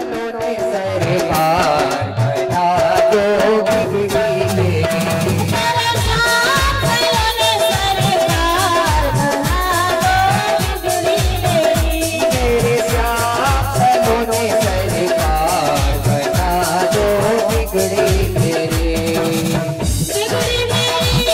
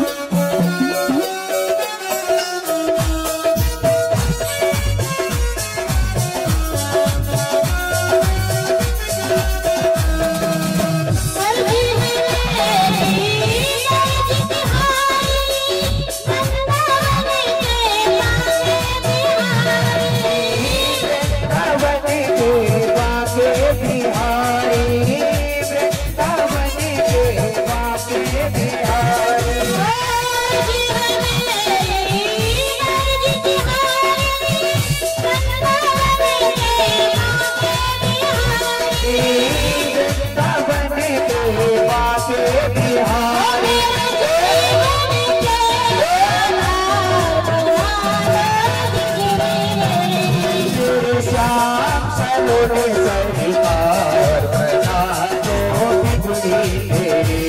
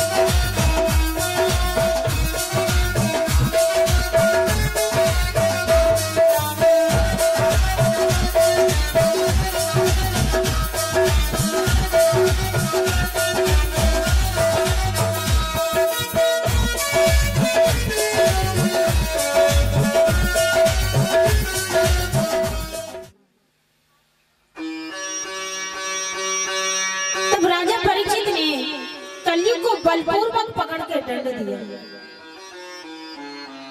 सोनक जी ने पूछा, सूत जी कलयुग को दंड देकर ही राजा परीक्षित ने क्यों छोड़ दिया, उसे मार क्यों नहीं डाला? यदि ये प्रश्न भगवान श्री कृष्ण की लीला से संबंध है तो अवश्य कहिए, दूसरी कथा की बातों से क्या लाभ? तब सूत जी कहते हैं कि जिस समय महाराज परीक्षित कुरु जांगल देश में सम्राट के रूप में निवास कर रहे थे, उस समय उन्होंने सुना कि मेरी सेना द्वारा सुरक्षित साम्राज्य में कलयुग का प्रवेश हो गया है। तो इस समाचार से उनको दुख तो अवश्य हुआ, परंतु यह सोचकर कि युद्ध करने का अवसर हाथ लगा वे उतने दुखी नहीं हुए। इसके बाद युद्धवीर परीक्षित अपना धनुष लेकर दिग्विजय के लिए निकल पड़े नगर से बाहर। उन्होंने केतुमाल, भारत, उत्तर कुरु, किम पुरुष आदि सभी वर्गों को जीतकर वहां के राजाओं से भेंट ली। उन्हें उन देशों में अपने पूर्वज महात्माओं का सुयश सुनने को मिला था। इसके साथ यह भी सुनने को मिला था कि भगवान श्री कृष्ण ने अश्वत्थामा के ब्रह्मास्त्र की ज्वाला से किस प्रकार उनकी रक्षा की थी। जो लोग उनकी चरित्र सुनाते थे उन पर राजा परीक्षित बहुत प्रसन्न होते थे और उनके नेत्र प्रेम से खिल उठते थे। वे बड़ी उदारता से उन्हें बहुमूल्य वस्त्र और मणियों के हार उपहार रखने देते। अपने प्रेमी पांडवों के चरणों में उन्होंने सारे जगत को झुका दिया। तब तो परीक्षित की भक्ति भगवान श्री कृष्ण के चरणों में और भी बढ़ जाती है। इस प्रकार वे दिन दिन पांडवों की चरित्र सुनते हुए दिग्विजय कर रहे थे। उन्हीं दिन उन्होंने देखा उनके शिविर से बाहर पृथ्वी गाय का रूप धारण करके घूम रही है और धर्म बैल का रूप धारण करके एक पैर से खड़ा है। उनकी आंखों से आंसुओं के झरने झर रहे हैं। गाय ने धर्म से पूछा, जो गौ रूपी पृथ्वी थी उसने धर्म से पूछा, धर्म जिन भगवान के सहारे तुम अपने चारों चरणों से युक्त संसार को सुख देते थे, उन्हीं भगवान ने इस समय इस लोक का परित्याग कर दिया और ये संसार कलयुग की कुदृष्टि का शिकार हो गया। यही देख के मुझे बड़ा शोक हो रहा है। मालूम होता है मुझे अपने सौभाग्य पर गर्व हो गया था, इसीलिए उन्होंने मुझे ये दंड दिया है। तब धर्म ने कहा, देवी जो तुम मुझसे पूछ रही हो स्वयं जानती हो। इस प्रकार आपस में बातचीत कर रहे थे। उसी समय पूर्ववाहिनी सरस्वती नदी के तट पर राज ऋषि परीक्षित आए। उन्होंने देखा कि एक भेषधारी शूद्र हाथ में डंडा लिए हुए गाय बैल के जोड़ों को पीट रहा है। उन्होंने कलयुग को पकड़कर जैसे ही मारने के लिए तलवार निकाली तो कलयुग ने झटपट उनके चरणों में अपना मुकुट रख दिया। राजा परीक्षित बोले, जब तू हाथ जोड़कर शरण आ गया है तब अर्जुन के वंश में उत्पन्न किसी भी वीर से तुझको कोई भय नहीं है, परंतु तू अधर्म का सहायक है, इसीलिए तुझे मेरे राज्य में बिल्कुल नहीं रहना चाहिए। क्यों? क्योंकि इस देश में भगवान श्री हरि यज्ञों के रूप में निवास करते हैं। तब कलयुग ने कहा, राजन जहाँ कहीं भी मैं रहने का विचार करता हूँ वहीं देखता हूँ कि आप धनुष पर बाण चढ़ाए खड़े हैं। हे राजन, आप मुझे कोई ऐसा स्थान बताइए जिसमें मैं आपकी आज्ञा का पालन करता हुआ रह सकूं। तब राजा परीक्षित जानते हैं कि कलयुग में अवगुण के साथ साथ एक गुण भी है। जो अन्य युगों में समाधि लगाने से भी भगवान की प्राप्ति नहीं हो पाती थी, वो कलयुग में नाम संकीर्तन से ही भगवान को प्राप्त कर लेंगे। कलयुग के अंदर बहुत विशेषताएं हैं। यदि तुम मन से किसी के बारे में बुरा सोचोगे तो उसका पाप नहीं लगता। जब तक तुम स्वयं नहीं करोगे तब तक पाप नहीं लगता। और यदि किसी की सामर्थ्य ना हो और उसके मन में ये भाव हो कि यदि मेरी सामर्थ्य होती तो मैं भी कथा कराती, तो कलयुग में आधा फल उसका तुरंत मिल जाता है। इसलिए कलयुग सारे युगों में महान है। लोग कहते हैं भैया घोर कलयुग आ गया, हाँ? जादूगरी तो कुछ भी नहीं।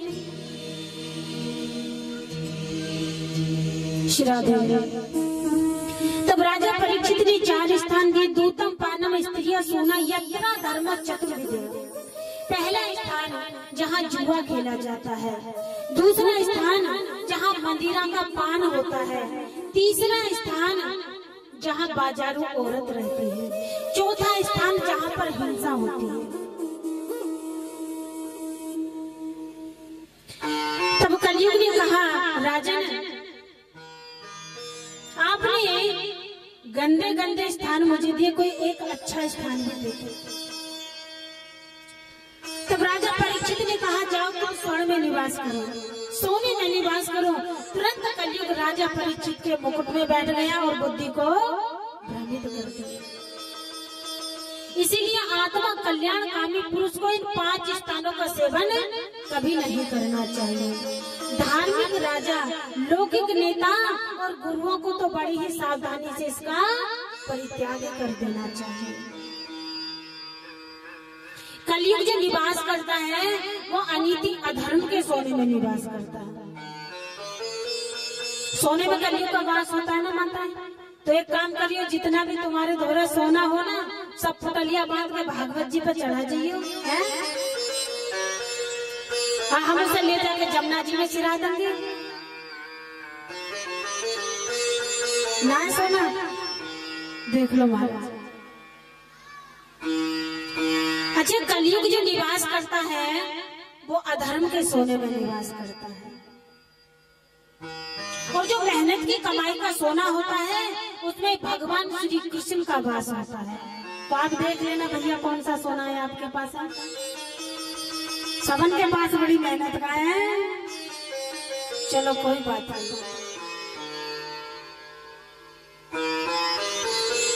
सूची कहते हैं, जिस समय ब्राह्मण के श्राप से उन्हें डसने के लिए तक्षक आया, उस समय वो भयभीत नहीं हुए, क्योंकि उन्होंने सबकी आसक्ति छोड़ दी थी। गंगा तट पर जाकर श्री सुखदेव जी से उपदेश ग्रहण किया और इस प्रकार भगवान के स्वरूप को जानकर अपने शरीर को त्याग दिया। ऋषियों ने कहा, सूत जी आप जुग जुग जियो, आप कृपा करके परीक्षित के उसी उपाख्यान का वर्णन कीजिए। तब सूत जी कहते हैं कि राज ऋषि परीक्षित शिकार खेलने के लिए वन में चले गए। अब शिकार खेलते खेलते उन्हें प्यास लगी, क्योंकि हिरणों के पीछे दौड़ते दौड़ते थक गए। आज से पहले कभी शिकार नहीं खेला था, लेकिन कलयुग ने बुद्धि को भ्रमित कर दिया। क्यों? क्योंकि जब भगवान श्री कृष्ण ने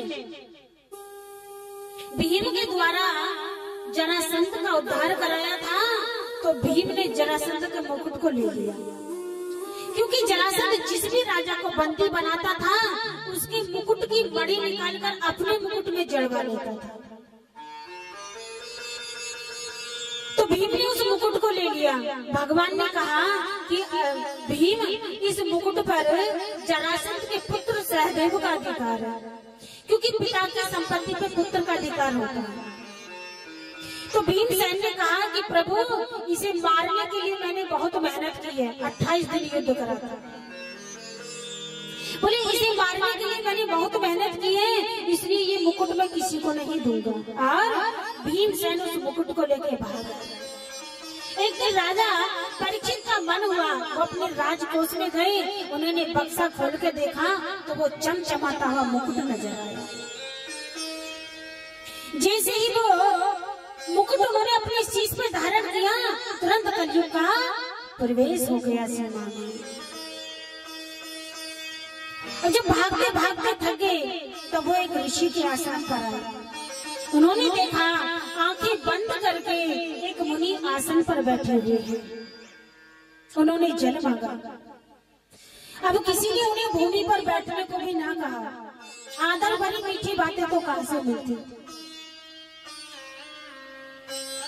तो राजा परीक्षित को क्रोध आ गया और वहां से लौटते समय उन्होंने धनुष की नोक से एक मरा हुआ सर्प उठा के ऋषि के गले में डाला। यूं सोच कर कि देखो, मेरी राजधानी में रहने पर भी इन्होंने मेरा सम्मान नहीं किया और अपने राजधानी लौट आए। समीक ऋषि का पुत्र श्रृंगी ऋषि बड़ा तेजस्वी था। मैं पास ही ऋषि कुमारों के साथ खेल रहा था जब उस बालक ने सुना कि राजा परीक्षित ने मेरे पिता का अपमान किया है, तो तुरंत कोसी की नदी के जल से आचमन किया और अपने वाणी रूप वज्र का प्रयोग किया। राजा परीक्षित ने मेरे पिता के गले में सर्प डालकर मर्यादा का उल्लंघन किया है। इसीलिए मेरी प्रेरणा से इति लंघित मर्यादा तक्षको सप्त में हरी। आज के 7वें दिन तक्षक के द्वारा उसकी मृत्यु हुई और अपने आश्रम पे लौट आया। अपने पिता के गले में मरा हुआ सर्प देखकर उसे बड़ा दुख हुआ और वो ढांढस मार के रोने लगा। समीक ऋषि ने अपने पुत्र का रोना चिल्लाना सुनकर धीरे धीरे अपनी आंखें खोली। जब देखा तो पुत्र से पूछने लगे, पुत्र तुम रो क्यों रहे हो? क्या किसी ने तुम्हारा अपमान कर दिया?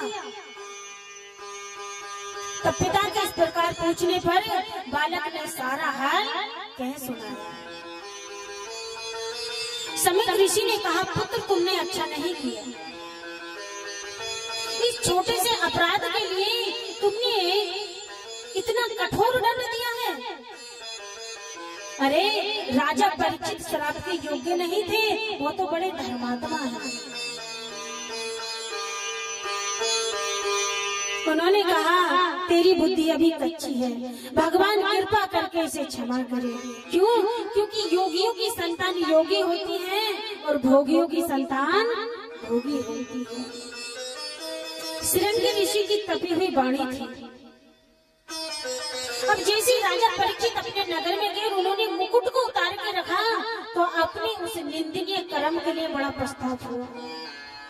उन्होंने कहा कि मैंने एक ऋषि का अपमान कर दिया और कोई घोर मेरे ऊपर विपत्ति आने वाली है। उसी समय उन्हें मालूम हुआ कि श्रृंगी ऋषि ने मुझे श्राप दे दिया। श्रृंगी ऋषि थे ना, राधे राधे, श्रृंगी ऋषि थे। और जब उन्हें मालूम हुआ कि तक्षक के द्वारा मेरी मृत्यु होगी, आप चिंता मत करो, मैं कुछ पूछूंगी नहीं आपसे, बस आप गर्दन हिलाते रह करो कि मुझे लगे कि हाँ आप लोग श्रद्धा से सुन रहे हो। और जब कुछ पूछने का नंबर आता है तो माताओं के अंदर बड़ी विशेषताएं होती, नीचे को नजर झुका लगे, यही इधर उधर को देखने लगे। बोलो बांके बिहारी लाल की। तब उन्होंने अपने राजकाज का भार सौंप दिया। वे राजकाज के भार को तो पहले से ही तुच्छ मानते थे। भगवान श्री कृष्ण के चरणों की सेवा को सर्वोपरि मानकर तुरंत गंगा तट पर जा पहुंचे। अब तो सारे में हो गया कि राजा परीक्षित को श्राप लग गया। सुन सुनकर सभी ऋषि मुनि महात्मा वहां पर उपस्थित हुए। उसी समय राजा परीक्षित ने कहा कि आप ब्राह्मणों के चरणों में मैं प्रणाम करता हूँ, आप मुझे ऐसा आशीर्वाद दीजिए कि भगवान श्री कृष्ण के चरणों में मेरा अनुराग प्राप्त हो। यदि हम लोगों को पता पड़ जाए कि हमारी मृत्यु अब 1-2 साल में, तो महाराज समय से पहले आ जाएगी। जब यही पता चल जाए कि मृत्यु का समय नजदीक है, तो महाराज सब कुछ त्याग देना चाहिए, बस हर समय नाम जप करते रहे। गृहस्थी और मृत्यु में बड़ा अंतर होता है। जो गृहस्थी होते हैं उन्हें बड़ा दुख होता है और जो व्यक्ति होते हैं उनको खुशी होती है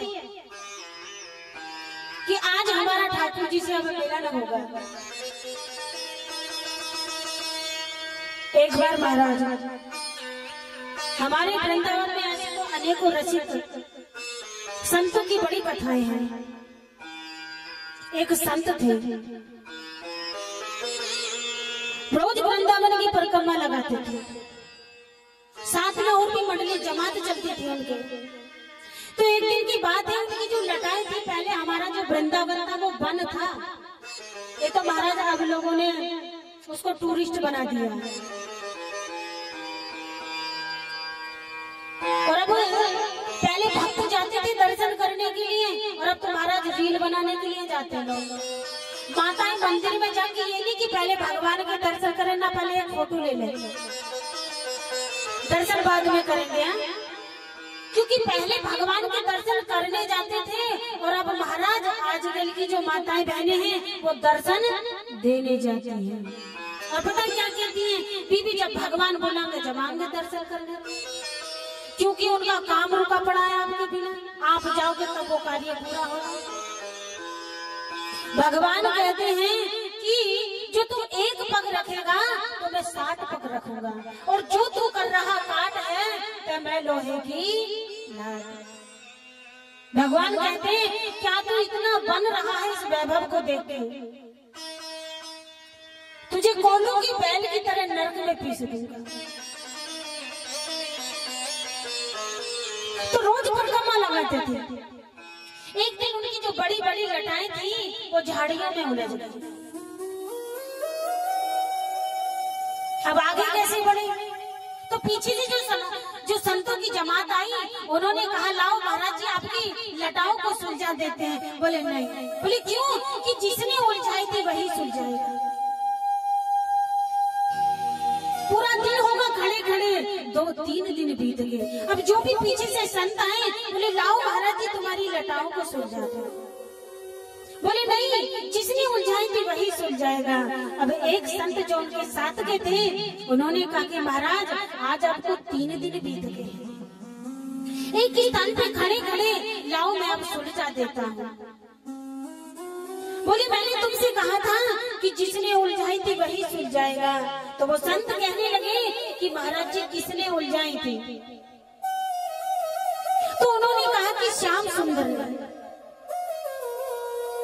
जब 3 दिन बीत गए तब श्री ठाकुर जी हमारे वहां प्रकट हुए। वैसे ठाकुर जी वृंदावन छोड़ के कहीं गए नहीं है, बाल स्वरूप आज भी वृंदावन में है। और जो दर्शन की लालसा से वृंदावन में जाता है तो 24 घंटे में एक बार भगवान अपना अनुभव कराता है। वृंदावन जाओ तो पहले ब्रज भूमि उतरते के साथ ही बाण से ब्रज भूमि को प्रणाम करो, उसकी रज को अपने मस्तक पे लगा कर धन्य कर लो। बहुत बड़ी महिमा है। ये जो वृंदावन है ये ब्रह्मा जी ने नहीं बनाया, ये जो वृंदावन है ये गोलोक धाम से उतर के आया है।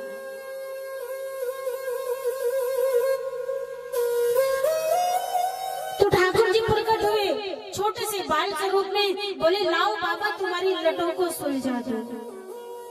बोले नहीं लाला, जो ने उलझाई थी वही सुलझाएगा। बोले बाबा कौन ने सुलझाए दे? बोले श्याम सुंदर ने। बोले बाबा मैं श्याम सुंदर ही हूँ। तो संत कहने लगे मैं कैसे मान लो कि तुम श्याम सुंदर हो? तो कन्हैया जी कहने लगे बाबा मैं आपको कैसे विश्वास दिलाऊं? संत ने कहा कि यदि किशोरी जी आकर कह देंगे कि तुम श्याम सुंदर हो तो मैं मान लूंगा। श्री किशोरी जी प्रकट हुई और कहा बाबा ये श्याम सुंदर है, आपकी लटा सुलझवाए। तो संत कहने लगे कि मैंने तो आपको पहले ही पहचान लिया था, परंतु मैं तो आप दोनों का साथ में दर्शन करना चाहता था। ये ब्रज के संतों की लीला है।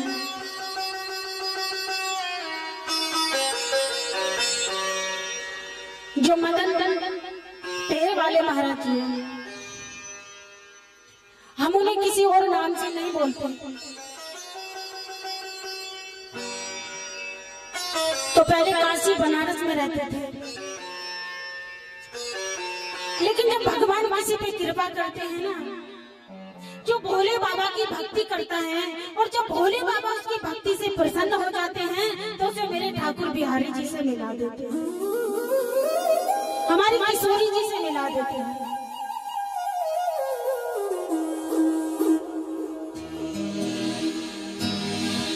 तो एक भक्त उनके दर्शन करने के लिए गए। बहुत पुरानी बात है। तो उन्होंने कहा कि तुम भी इसी संप्रदाय के हो, तो तुम उनके कभी दर्शन करने नहीं जाते? बोले भैया क्या बताएं, ब्रजवासी था कोई। बोले क्या बताएं, 3 दिन में तो चप्पल छुड़ा देता है पैर में, 3 दिन में चप्पल उतरवा देता है और 10 दिन में कपड़े बदलवा देता है।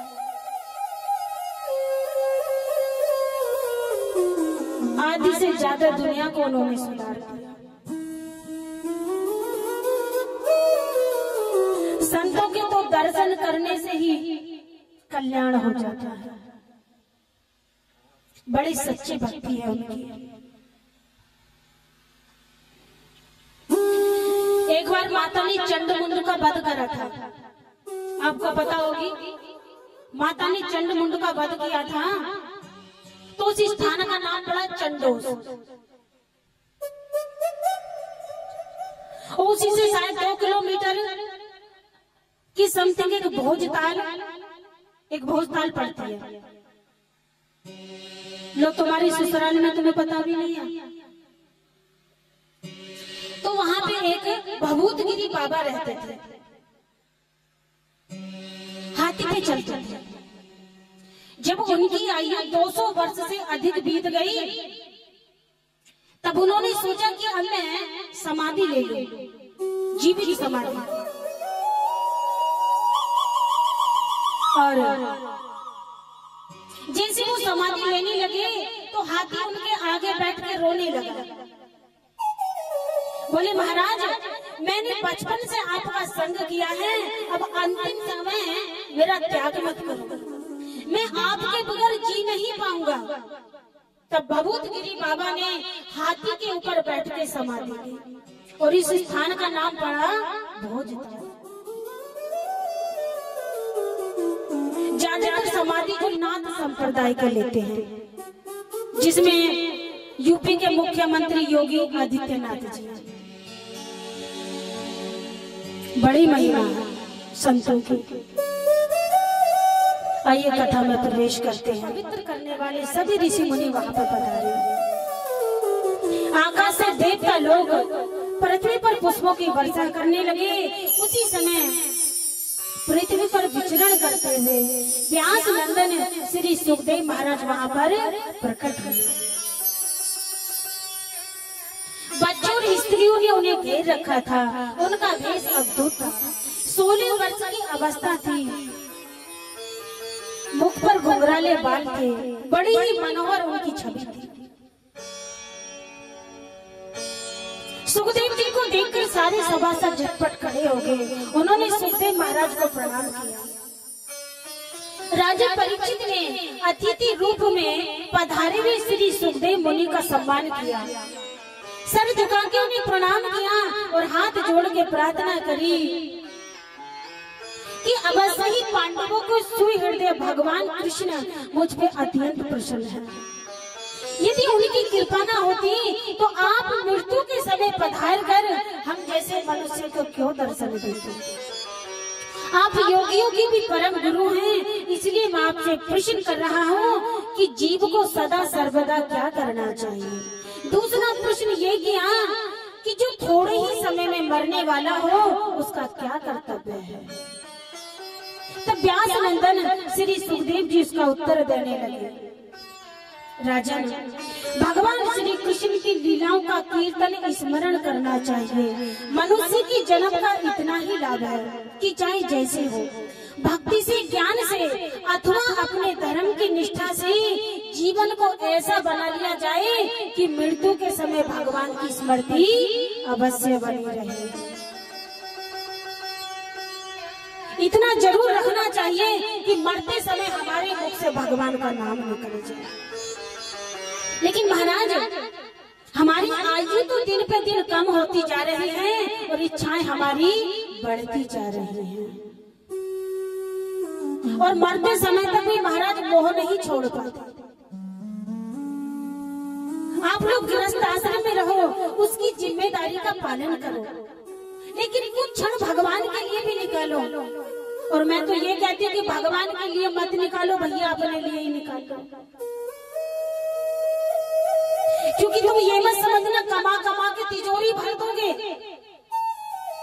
महल दीवारें अपनी संतान के लिए बना दोगे, लेकिन ये मत सोचना कि मरने के बाद उनसे श्राद्ध की भी उम्मीद मत करना।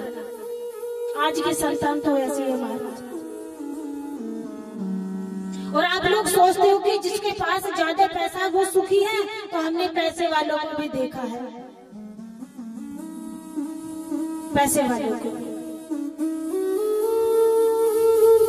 ना तो सुखी इंद्र है ना चक्रवर्ती राजा है, सुख है तो केवल विरक्त एकांत जीवी मुनियों को। आप बच्चों की अपने बच्चों में संस्कार डालो, अच्छी परवरिश करो, उन्हें योग्य बनाओ, विवाह कर दो, तुम्हारी जिम्मेदारी खत्म हो गई। प्रेम करो उनसे, परंतु मोह मत करो। क्यों? क्योंकि जो मोह है वो नाशवान है। इसलिए कुछ समय अपने लिए भी निकालना भैया। और महाराज हमारे तो ब्रज की एक कहावत है कि बिना गुरु के मुक्ति नहीं होती है,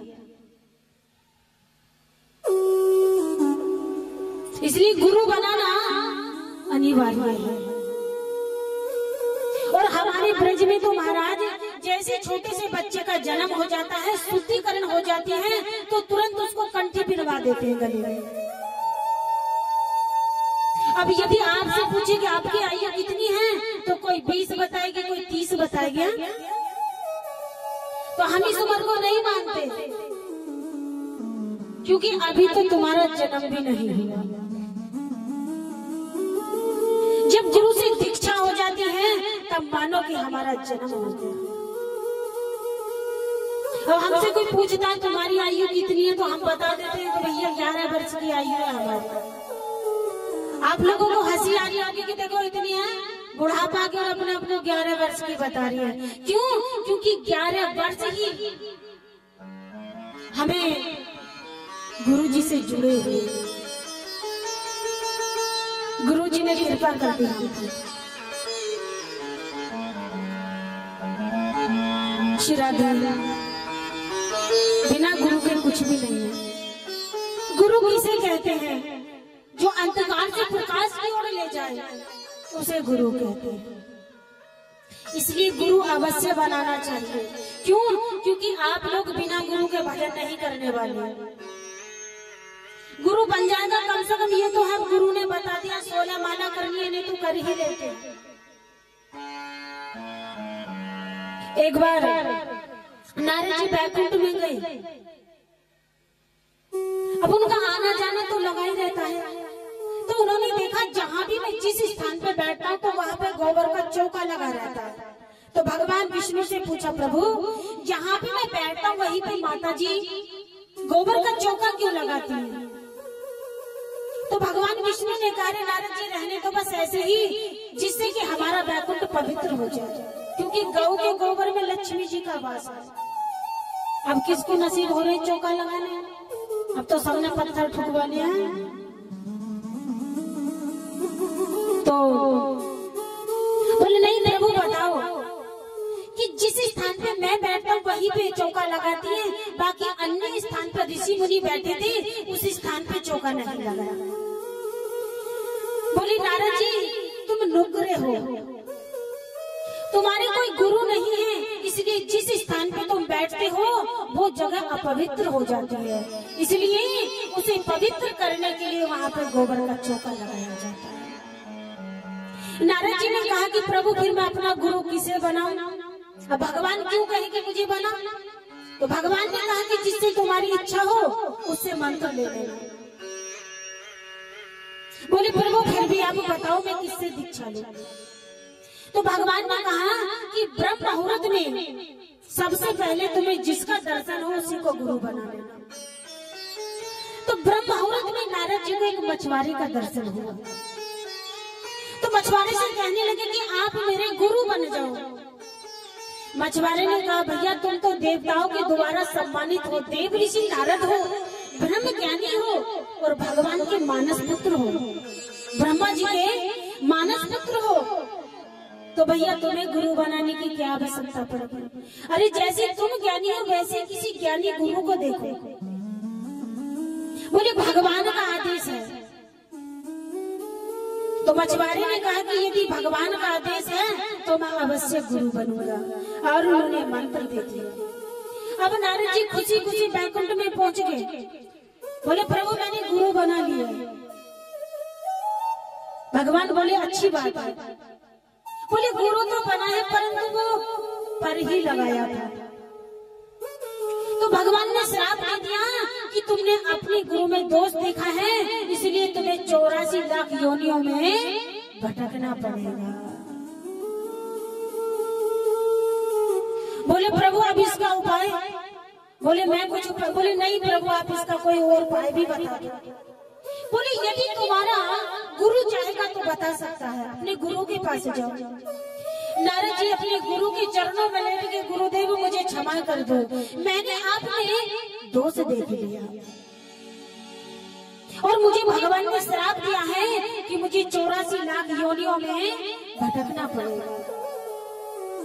तो गुरुदेव ने कहा कि तुम भगवान के पास जाना और उनसे कहना कि 84 लाख योनि कैसी होती हैं। प्रभु मैंने कभी उन्हें देखा नहीं है, तो आप चित्र बना के दिखाओ ताकि मुझे पता चल जाए कि मुझे किस किस योनि में किस प्रकार से रहना है। बोले फिर उसमें लोट पटियां कर लेना और भगवान कुछ कहे तो कह देना मेरे गुरु का आदेश है।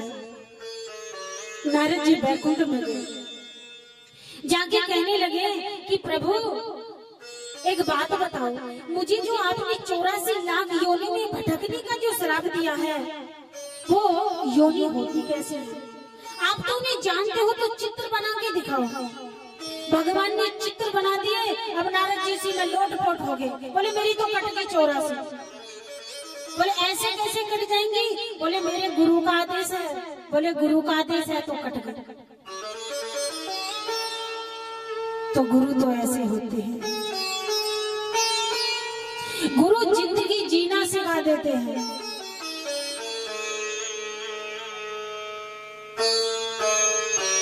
लोग कहते हैं सच्चे गुरु नहीं मिलते, लोग कहते हैं सच्चे गुरु नहीं मिलते। मैं कहती हूँ तुम्हारी श्रद्धा सच्ची होनी चाहिए, गुरु तुम्हारे घर स्वयं आएंगे चाहिए।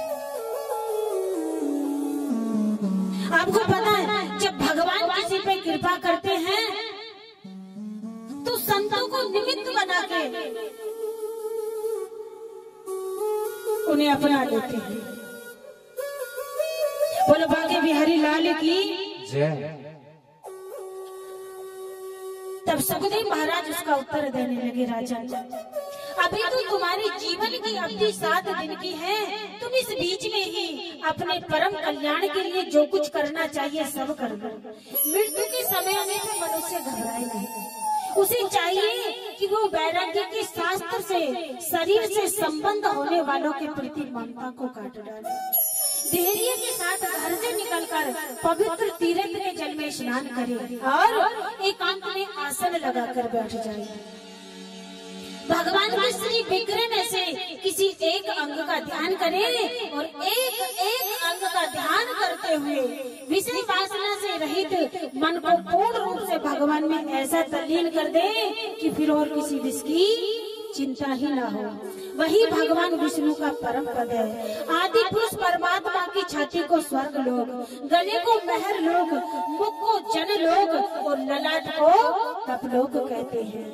भगवान का ही भजन करना चाहिए, अन्य किसी भी वस्तु में आसक्ति नहीं रखनी चाहिए, क्योंकि ये आसक्ति जीव के पतन का हेतु है। तब उन्होंने इस जगत को वैसे ही रचा जैसे कि ये प्रलय के पहले था।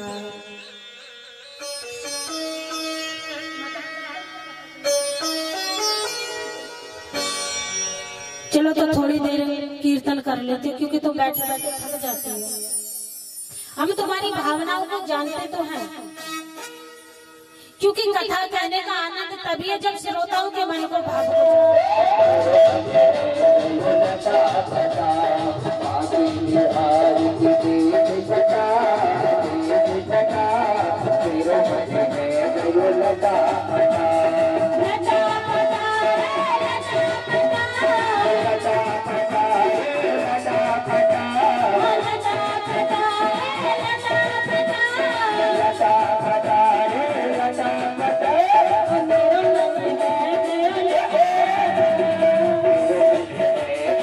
घटा घटा